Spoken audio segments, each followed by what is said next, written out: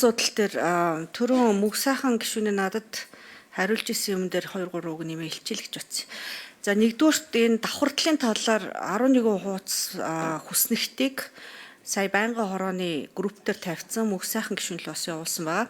Сургуулийн орчны эрүүл мэндийн аюулгүй байдлын тухай анхдагч хуулийн төсөл болон одоо түрүү миний нэрлсэн хуулиудын одоо давхартал зүйл заалтыг давхцалтай нь яг хүснэгт хэлбэрээр хооронд нь харьцуулаад гарсан байгаа. Энийг ажлын хэсэг харж анхаарч засаж залруулж яваарай гэж хэлье. За хоёрдугаарт энэ асуулт бодит асуулт нөгөө нэг эн чинь шинжлэх ухаан эрүүл мэндийн салбар чинь тий. Тэгээд ийм асуухаар урдаас нөгөө хүүхдэд хайрлахгүй мө өөр хүүхдэд мөнгө зарцуулахгүй мө хүүхдэд л мөнгө зарцуулахгүй хин зарцуулах гэдэг ингээд ийм хүмүүнлэгийн мораль ёс зүйд тааруулж хариулахгүйгээр ийм бодиттой тоон дээр үндэслэж ялангуяа эрүүл мэндийн салбарын одоо хариулт сурмаар байна. Тэгэхгүй бол энэ манай асуудлыг ер нь ядаж одоо салбарын сайд нар маань тэгж хилээд яриад сурчвал манай салбарт их хэрэгтэй болоод байна. Тэгэхээр юу түрүүн тэхүүлгүй тулд би бүр хавдрыг жишээ болгосон шүү дээ. Хавдрын имлэг барьчихаар жилд 2-4 хүн асахгүй гэж яриад эхлэхгүй тулд тий. Яа тэгэхээр эн чинь шал өөр юм. Эсвэл CDC байгуулчвал цэнгэлэн манлаа өрөөд нийгмийн эрүүл мэнд чинь гинт сайжирчих юм шиг. Үгүй.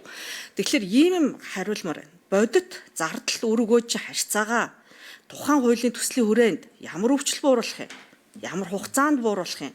Ямар нь хамгийн их байгаа юм? Тэгэхээр хэдэн хамрагдах юм? Ямар хэмжээгээр энэ зардал чинь наривчлагдсан тооцогдох юм гэдэг ийм асуултанд хариулмаар.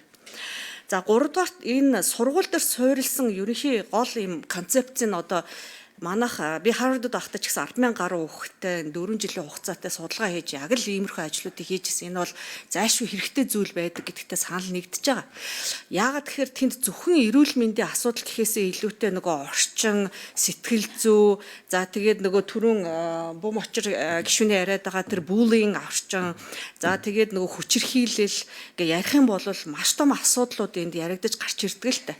Гэхдээ энд миний хэлэх гээд байгаа асуудал нь за нэгдсэн мэдээллийн database тэрний аюулгүй байдал хүүхдүүдийн одоо энэ мэдээллийн нууцлал эцэг эхчүүдийн хамрагдалт энд оролцуулга энийг яаж одоо энийг бүр наривчилж гаргаж ирэх юм бэ гэдгийг наривчилсан суур параметрээр тодорхой болгож бүр хуулиндаа заашгүй тусах шаардлагатай бүр бодиттойгоор.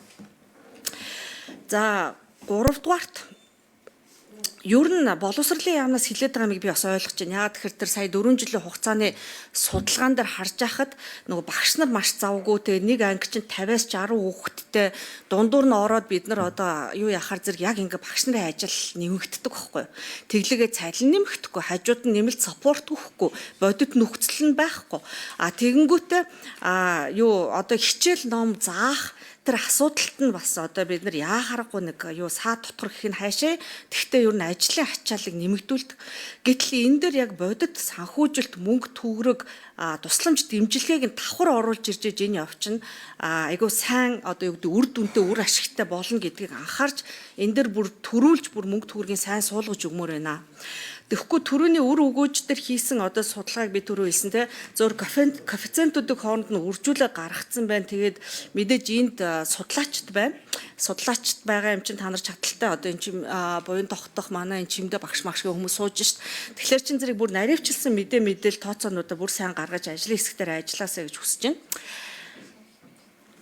Минут нэмдгүү те. За ерөнхийдөө тэгээд дэмжье. За баярлалаа. Регл гэсэн үг гэлнэ.